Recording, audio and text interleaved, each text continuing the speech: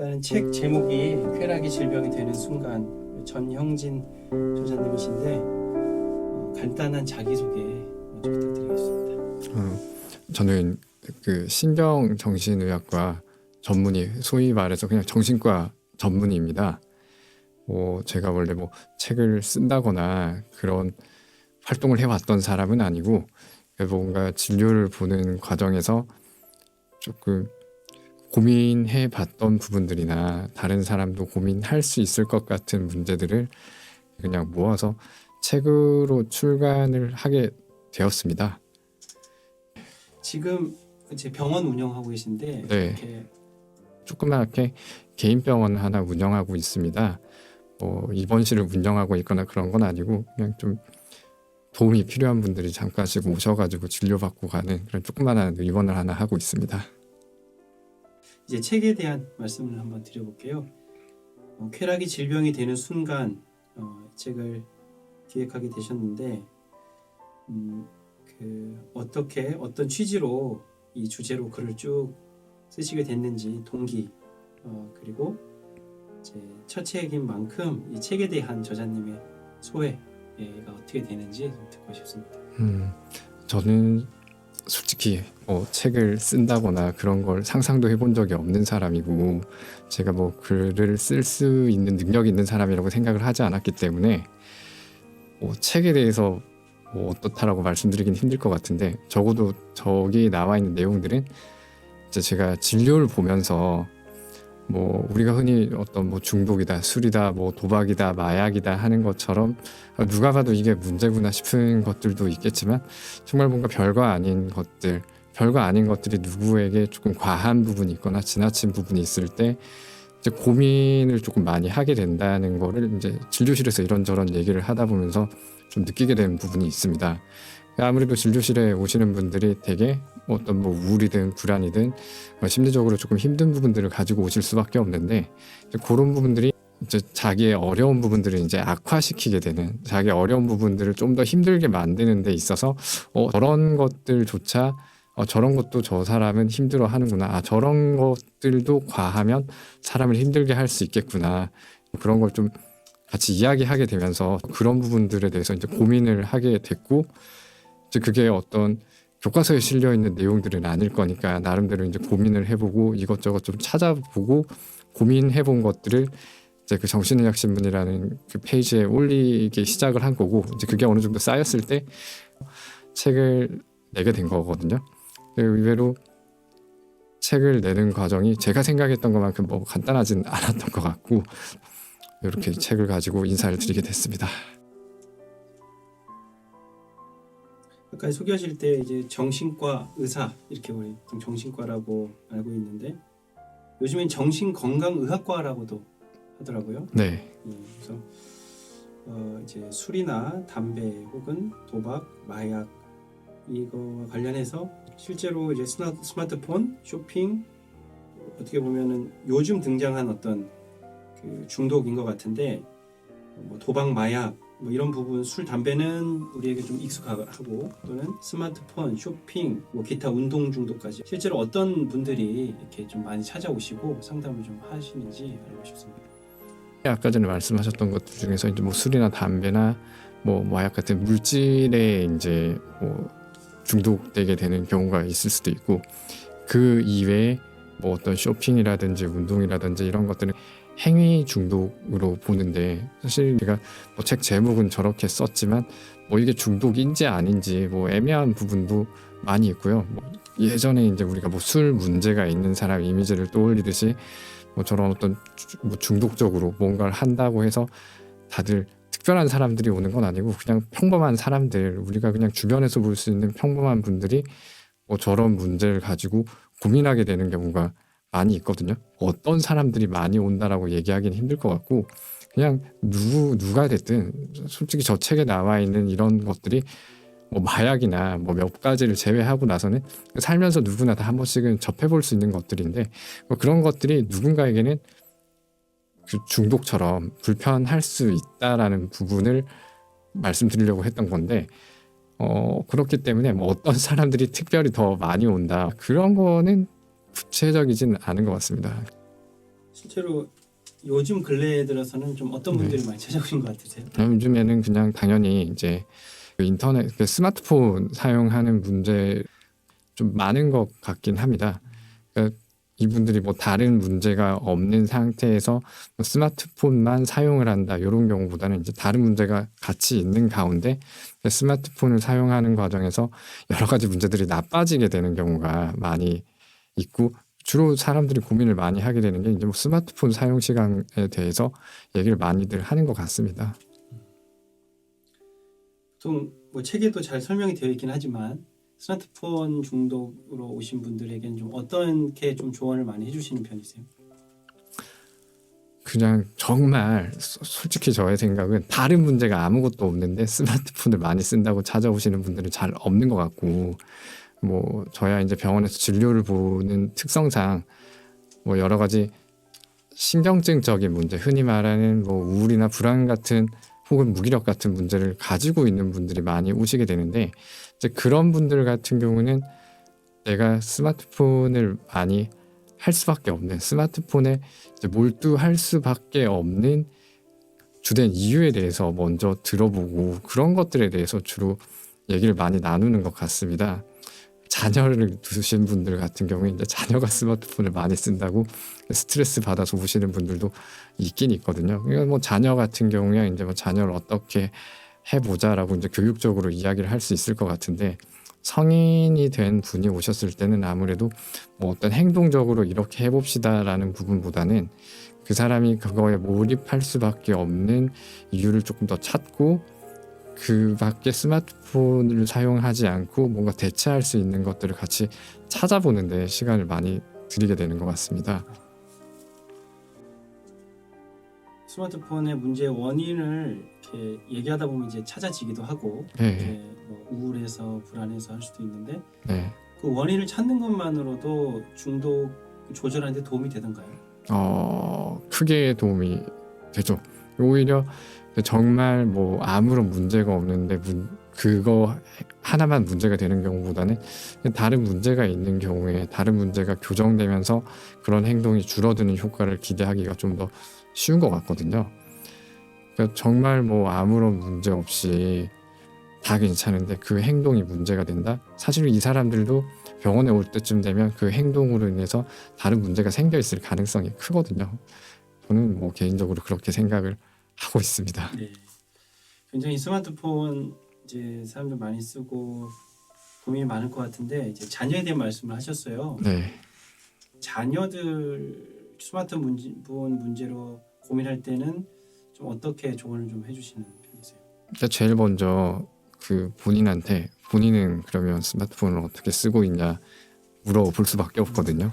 애들이 뭐 보고 듣고 배우는 게 다 부모 하는 거 보고 듣고 배우는 거기 때문에 최소한 애한테 그런 걸 가지고 이제 화를 내기 전에 본인은 어떻게 하는지 먼저 생각을 좀 해보라고 하고, 그 밖에 이제 아이들이 이제 스마트폰 같은 경우는 뭐 절대 이제 뭐 한두 시간 이상 넘기지 않도록 철저하게 이제 시간 관리를 하고, 그리고 애들이 그걸 가지고 뭘 하는지 일단 관심을 좀 가져보라고 얘기를 하거든요.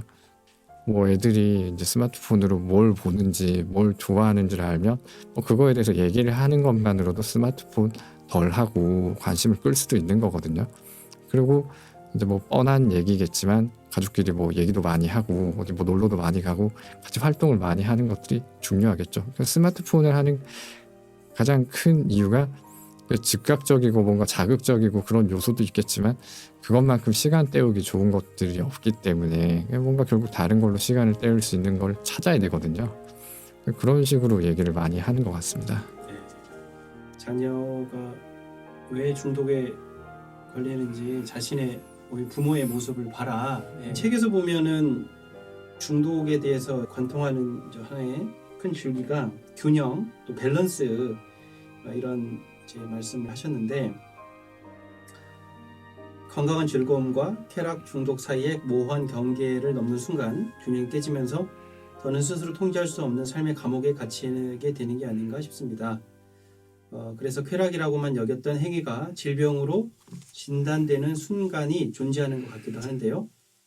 이 균형, 밸런스를 잘 지키기 위해서 어떻게 해야 하는지 정신건강의학 전문의로서 조언을 좀 부탁드리겠습니다. 이게 뭐 대부분의 어떤 정신과 질환이라는 게 어떤 증상이 있으니까 다 문제다라고 얘기하는 게 아니라 그게 어떤 식으로든 중요한 삶의 영역들을 좀 어렵게 한다거나 삶의 기능적인 부분들을 훼손시키는 게 있을 때 이제 질병이라고 얘기를 하는데, 흔히 말해서 뭐 게임이나 예를 들었을 때 소주를 얼마나 먹으면 병이고 얼마나 먹으면 괜찮은 거고 그게 애매하거든요. 그러니까 그 균형이라는 건 사람마다 조금 다를 수 있는데, 그 균형을 조금 유지한다는 건 끊임없이 고민을 할 수밖에 없는 부분인데, 내가 지금 어떤 상태에 놓여 있고 지금 내가 중요한 영역에서, 그러니까 중요한 영역이라는 게 주로 뭐 학업적인 영역이나 직업적인 영역이 있을 거고 가정과 관련된 부분이 있을 거고 그 밖에 사회적인 영역이 있을 건데, 내가 그 속에서 뭐 어느 정도로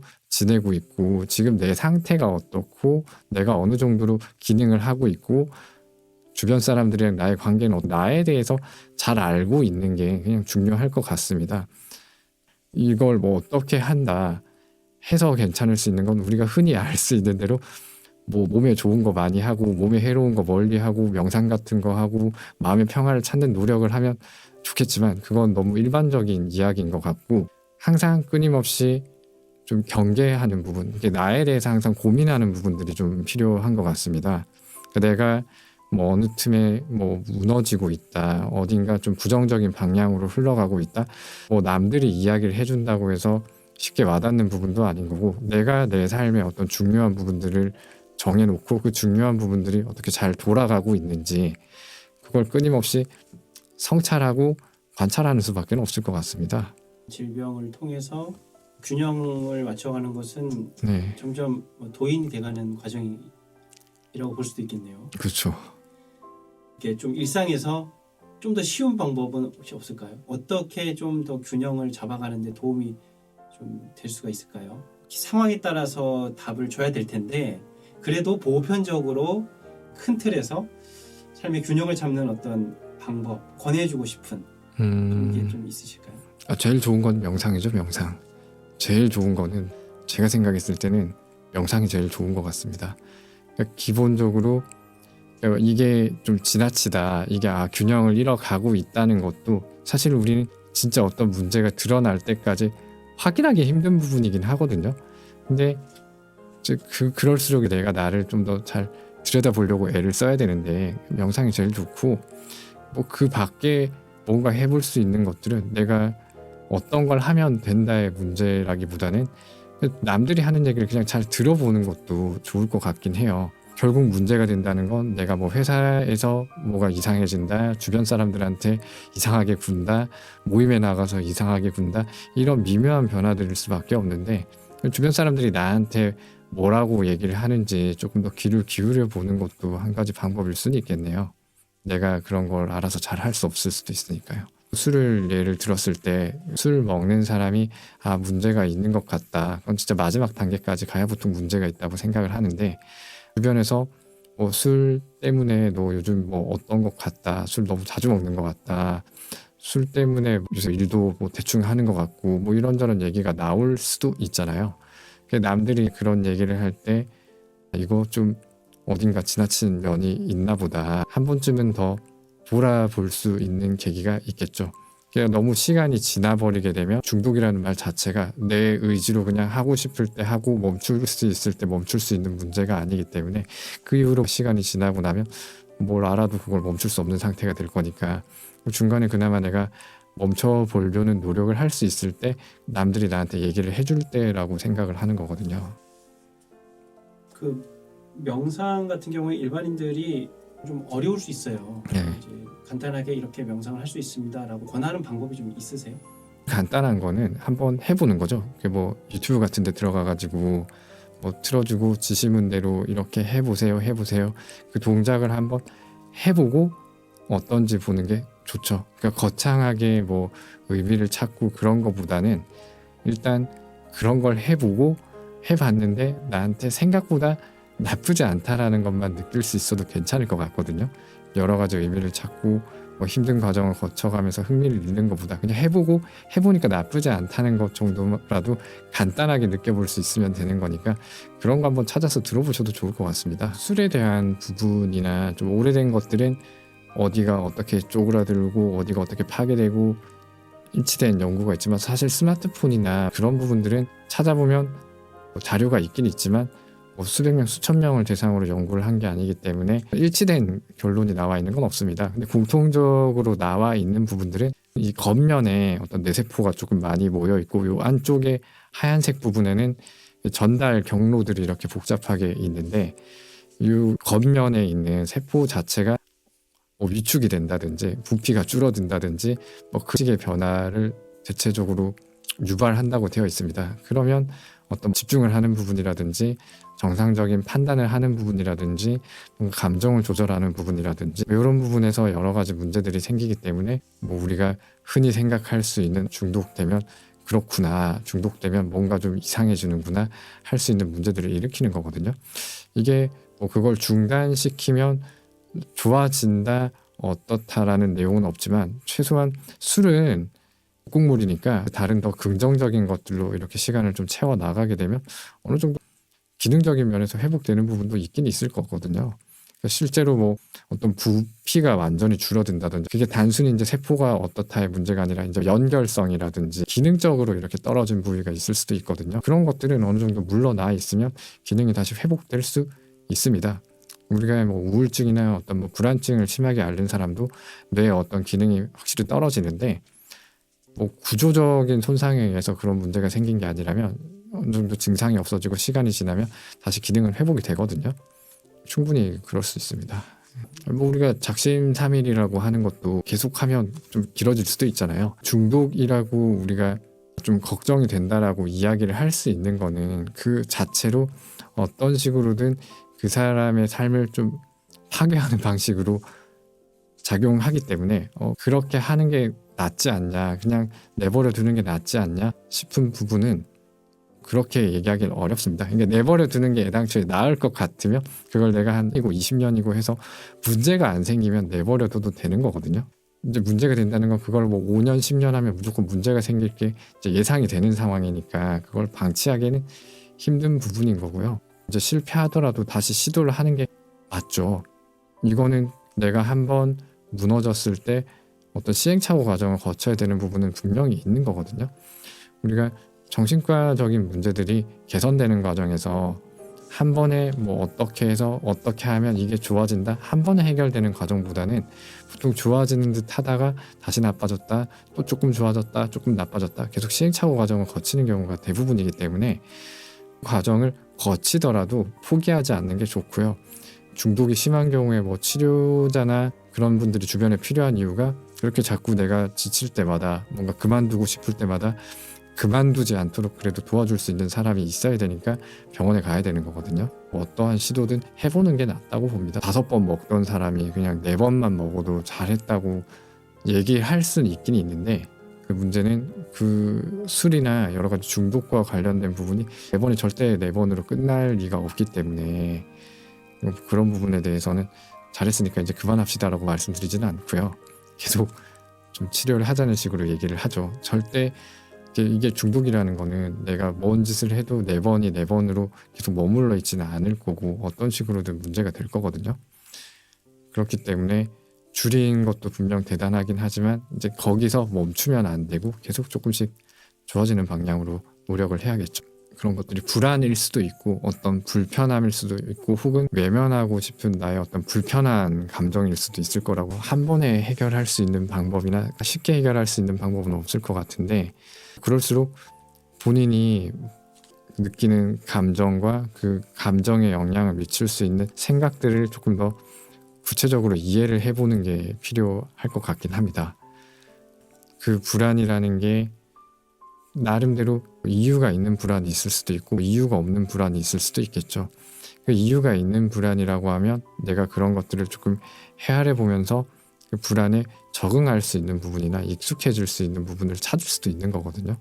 뭐 정말 이유를 모르는 불안이다, 이유를 알 수 없는 불안이다 라고 하면 조금 더 이제 일상생활을 좀 잘 가져가려고 애쓰는 게 중요하겠죠. 그 감정을 해결하기보다는 뭐 우리가 흔히 얘기하는 운동 열심히 하고 잠 잘 자고 맛있는 거 먹고 그런 식으로 생활을 좀 건강하게 가져가면서 그 불안을 외면한 채로 생활을 건강하게 하는 쪽으로 일단 가봐야 되거든요. 그렇게 좀 지내다 보면 그 불안한 내용이 구체적으로 떠오를 수도 있고 내가 확인할 수 있는 부분이 있을 거니까 그거에 대해서 이제 고민을 하는 거죠. 그 불안을 한 번에 달랜다는 건 사실 어려운 부분인 것 같긴 합니다. 우리가 단순히 술을 생각했을 때 보통 시작이 술을 마셨을 때 어떤 안도감과 사람들 사이에서 당당해지는 긍정적인 느낌에 의해서 술을 자꾸 마시게 되는 경우가 흔한데 그 불안에 해당하는 게 어떻게 보면 낯선 사람들 사이에서 혹은 사회적인 상황에서 긴장감에 대한 부분일 건데 그게 따지고 보면 불안의 일종이거든요. 술 먹고 하면 그게 좀 완화가 된다든지 내가 만성적인 불안이 있는 사람이 그 불안감을 달래기 위해서 하는 게 집에 와서 음식을 먹는 거다.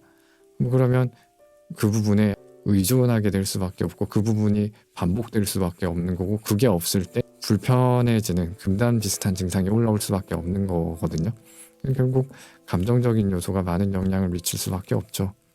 뭐 정말 무의식적으로 설명이 안 되는 불안부터 그냥 뭐 당장 내일 시험 걱정이라든지 회사에서 잘릴 걱정이라든지 그런 일상적인 걱정까지 불안이 쭉 있을 건데 여러 가지 어떤 행위들은 그 행위에 몰두하는 과정을 통해서 그게 꼭 쾌락일 수도 있고 아니면 쾌락이 아닌 뭐 다른 고통일 수도 있고 뭐 어떤 건지는 사람마다 다르겠지만 그 행위에 몰두함으로써 그 불안이라는 걸 뭐 일시적으로 잊을 수는 있겠죠. 근데 그 불안이 해결되는 게 아니기 때문에 그건 회피가 되는 거고요. 그러니까 불안을 회피하기 위한 수단으로 이제 그런 여러 가지 것들을 하는 과정에서 아무래도 이제 불안을 많이 느끼면 그걸 자주 찾게 될 거니까 의존이나 그런 문제가 생기고 중독과 유사한 형태로 문제가 될 수도 있겠죠. 그 일에 과도하게 매달릴 수밖에 없는 사람은 다른 거에서 어떤 안정감을 느끼거나 다른 거에서 만족감을 느끼거나 혹은 다른 수단 없이 내가 꼭 어떤 걸 성취하지 않아도 괜찮을 수도 있다는 그런 자신에 대한 긍정적인 느낌 자체가 별로 없는 사람들일 수도 있거든요. 그래서 이제 그런 불편한 걸 극복하고 불편한 거에서 달아나기 위해서 뭐 일에 매달린다. 충분히 뭐 그럴 수 있을 것 같습니다. 주변 사람들이랑 멀어진다든지 뭐 가족들이랑 뭐 부딪히게 된다든지 혹은 주변 사람들이랑 어떤 갈등을 빚게 된다든지 그냥 그 부분이 가장 핵심적인 것 같습니다. 만약에 누가 어디 진짜 무슨 뭐 무인도 비슷한 섬에 발령 나가지고 뭐 1년에 휴가 몇 번 없고 일만 해야 되는 데서 일만 하고 있으면 사실 별다른 문제가 생기지 않을 수도 있거든요. 그러면 뭐 이 사람이 일에 너무 과하게 일에 몰두하고 있다. 사실 판단할 기준이 없거든요. 어떤 식으로든 문제가 생기면 과한 거라고 봐야 될 것 같습니다. 기준이 뭐 몇 시간이다, 뭐 주 60시간이다, 주 59시간이다 이런 기준이 있는 부분이 아니기 때문에 누군가가 내 건강 상태에 대해서 걱정을 한다. 건강검진했는데 어디가 나빠졌는데 남들보다 일 많이 해서 그런 거다. 아니면 일 많이 하는 과정에서 자꾸 주변 중요한 사람들이랑 부딪히는 부분이 생기거나 자꾸 내가 잃어버리게 되는 것들이 생긴다고 하면 그건 확실히 문제가 되는 거라고 봐야 되거든요. 이제 대학생 분들이 진짜 그냥 혼자 있는 시간이 많아지면서 어딘가 안 좋아지고 어디가 힘들어져서 오시는 분들이 좀 많이 있었던 것 같거든요. 근데 그 자체가 되게 힘들죠. 이제 통제한다는 거에 대해서 뭐 여러 가지 의견이 있을 수는 있지만 저는 일단 최소한 나라에서 하지 말라는 건 한 번쯤 그럴 만한 이유가 있지 않나 생각을 해봐야 된다. 당연한 부분인 것 같고요. 뭐 마약류도 어딘가에서 활용이 되긴 될 거거든요. 뭐 의료 목적으로 사용이 된다든지 뭐 진통제로 사용이 된다든지 뭐 필요한 곳에 필요한 목적으로 필요한 만큼만 사용이 되면 문제가 없을 건데 문제 삼게 되는 거는 개인의 어떤 감정적인 만족이나 뭐 다른 쾌락을 위해서 사용하게 되는 것들을 법으로 규제를 하는 거라고 저는 생각을 하거든요. 그러니까 의료용으로 우리가 그런 걸 사용한다거나 마취를 위해서 이런저런 걸 쓴 진통제로도 쓰고 마취할 때도 쓰고 하는데 그걸 뭐 나라에서 잡아가지는 않을 거고 뭐 어디서 구해가지고 감정적인 어떤 부분을 충족시키기 위해서 사용하는 경우에 문제를 삼는다. 이거는 당연한 거라고 생각을 하거든요. 그렇게 하지 않으면 그것들이 미칠 수 있는 나쁜 영향이 너무 크고 건강에 미치는 영향이 너무 크니까 그런 것들은 정부에서 어느 정도 규제를 할 수밖에 없는 부분이라고 생각을 하거든요. 지금 당장 고통을 받는 분은 저는 본 적은 없고 오시더라도 입원이라든지 여러 가지 해독과 관련된 약물을 다 처방할 수 있는 그런 것들 갖춰진 곳으로 일단 가실 수 있도록 안내를 드리는 편이고요. 예, 그런 것 때문에 고생했던 분들은 진료실에서 가끔 뵙습니다. 예전에 이제 그런 걸 했었다. 예전에 그런 걸 해서 이렇게 뭐 교도소 같은 데 한번 다녀오셨다. 혹은 뭐 예전에 그런 거 했었는데 뭐 자기 친구들은 교도소 가는데 나는 안 가고 어떻게 해서 지금은 안 하고 있다. 그런 분들을 가끔 뵙죠. 예. 일단 저는 이 모든 부분이 뭐 마약이든 술이든 본인이 이대로 가면 이제 큰일 난다라는 걸 알아야 되고 내가 이게 통제할 수 있다는 생각을 포기를 하는 게 맞고요. 내가 어떻게 할 수 없는 부분이 되어버렸다는 걸 먼저 인정하는 것부터 시작을 해야 되고 그런 다음에 주변 사람들이랑 같이 해결해야 된다고 생각을 하거든요. 자기가 이제 이런 게 있으니까 걸어서 병원에 찾아가는 그런 아름다운 상황이 있으면 좋겠지만 어차피 그럴 리는 없기 때문에 최소한 내가 이걸 내 의지로 조절할 수 없다는 걸 인정하고 가까운 사람들한테 털어놓는 것부터 얘기했으면 좋을 것 같아요. 그러면은 그 주변 사람들이 나 안 가려고 하더라도 뭐 병원에 데리고 간다든지 뭔 짓을 해서라도 치료할 수 있도록 도움을 줄 거거든요. 그런 부분이 우선 제일 중요한 것 같습니다. 혼자 개인의 힘으로 내가 어떻게 해서 뭐 내 마음으로 어떻게 넘길 수 있는 과정은 어차피 초반이고 초반이 지나고 나서 어느 정도 시간이 지났을 때는 이제 이미 질병의 영역으로 들어간 거기 때문에 개인이 할 수 있는 것들이 생각보다 많이 없거든요. 그걸 먼저 받아들이시는 게 좀 필요할 것 같습니다. 개인의 입장에서 되게 무력감을 느낄 수도 있는 부분이긴 하지만 실질적으로 좀 더 도움이 될 것 같습니다. 저게 이제 심한 사람들은 아무래도 성형 수술을 하게 되는 게 뭐 의학적으로 뭐 재건 성형이 아니고서는 어딘가 본인이 마음에 안 들거나 그 부분을 채워서 더 나아지고 싶은 욕구에서 수술을 하는 건데 외모에 신경을 쓰는 정도나 외모를 업그레이드 하고자 하는 그 욕구가 이제 지나칠 때 이제 어떤 중독에 대해서 생각을 해봐야 될 것 같습니다. 뭐 코가 마음에 안 들어서 수술을 했다. 이제 이걸 뭐 중독이라고 볼 수는 없는데 이제 코를 수술하고 나서도 코에 대해서 끊임없이 관심을 가지고 코와 관련된 수술을 뭐 또 알아보는데 시간을 엄청 쓴다든지 이제 뭐 코 하고 나니까 눈이 마음에 안 들어서 뭐 눈에 대해서 신경을 쓰게 된다든지 자꾸 얼굴 고치고 외모를 자꾸 업그레이드 시키는 것과 관련해서 이제 그런 쪽으로 생각이 많이 쏠려 있고 과도하게 집착하고 거기에 시간을 너무 많이 쏟고 그런 활동에 너무 많은 에너지를 소모하면서 여러 가지 문제가 생긴다. 이제 그러면은 걱정을 해야죠.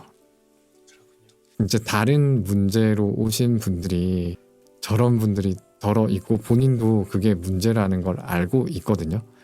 우리가 살 빼는 거, 다이어트에 과도하게 집착하고 살찌는 거 예민하게 생각하는 사람들처럼 자기가 시즌만 되면 이제 뭐 어디가 마음에 안 들어서 손 보려고 하고 뭐 이런 분들이 기본적으로 외모에 되게 많은 비중을 두고 있고 자기 외모가 나아지는 것 중에서 자기 어떤 자존감이라든지 이런 게 나아지는 것처럼 착각을 하시는 부분들이 있거든요. 이런 분들은 기본적으로 어딘가 좀 불안정한 부분이 있을 수도 있고 다른 사람들보다 어떤 우울감이나 불안감에 시달리고 있을 가능성이 높죠. 그런 분들 가운데서 확실히 있긴 있거든요. 자꾸 성형 수술에 대해서 자주 알아보러 다니고 이제 그 분들이 그걸 알아보게 되면 진료실에 와가지고 할 때가 되면 뭐 계속 그냥 그 얘기만 하다 가는 경우도 있거든요. 그게 되게 중요한 문제가 돼버렸기 때문에 확실히 있죠. 그런 분들은 상처 나을 때까지 진료 미루시는 분들도 있고 뭐 그렇더라고요. 예.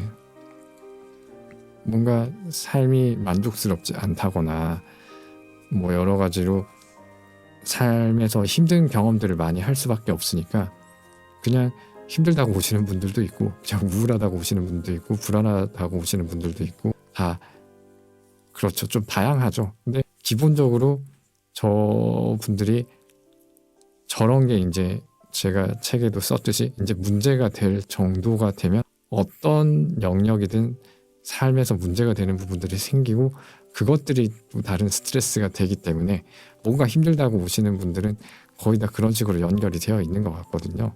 그러니까 그게 문제가 됐고 사실 그 사람들 입장에선 실생활에서 다양한 문제들이 실제로 있는 거니까 그게 주된 문제가 되고 그게 문제가 될 것이라고 1차적으로 생각하지는 않으시는 것 같거든요. 와서 얘기를 듣다 보면 저런 것들이 증상을 나쁘게 만들 수는 있겠구나. 저런 것들이 자기 어려운 걸 더 나쁘게 만들 수 있다는 걸 확인하게 되는 경우가 많은 것 같거든요. 그래도 뭐 여전히 내과 정형외과 가는 것보다는 조금 불편하게 생각하시는 분들이 아직은 있는 것 같습니다. 우리가 사실 뭐 내과, 뭐 정형외과, 이비인후과를 간다고 했을 때 그냥 그건 가니까 가는 거다고 보통 생각을 하는 건데 그 내과, 정형외과, 이비인후과 가는 거랑 정신과 가는 거랑 좀 다르게 생각하시는 분들이 분명히 있긴 있거든요. 그런 분들이 이제 예전보다 줄긴 했지만 아무래도 그건 뭐 그럴 수밖에 없는 것 같습니다. 약간 뭐 비뇨기과 같은 느낌으로 남자들이 이제 뭐 비뇨기과 간다고 하면 조금 그런 것처럼 정신과도 여전히 그런 부분이 남아 있을 수밖에 없을 것 같고 여전히 그런 부분이 어느 정도 남아 있는 것 같은데 그래도 이제 예전보다는 확실히 진입장벽이 낮아졌다라고 느끼곤 있습니다. 그리고 저기 나와 있는 것들이 사실 몇 가지를 제외하면 뭐 누구나 살면서 한 번쯤은 다 해볼 수 있는 흔한 부분이라고 저는 생각을 합니다. 뭐 이게 괜찮다 저게 괜찮다 너무 신경 쓰지 마시고 좀 잘 지내보시다가 뭔가가 이제 좀 내 생활에 좀 방해가 되는 것 같다. 뭔가 내 삶이 더 원만하게 나아가는데 방해가 될 만한 것들이 좀 있다 싶으면 그게 뭐가 됐든 고민을 좀 해보시면 좋을 것 같습니다. 그 내가 이제 신경 쓰는 만큼 내 삶이 더 멀쩡하게 잘 굴러가게 돼 있으니까요. 내 생활이 원활하게 흘러가지 않는다. 내가 뭔가 힘들어졌다 싶으면 그냥 고민을 많이 해보셨으면 좋겠습니다. 네, 이상입니다.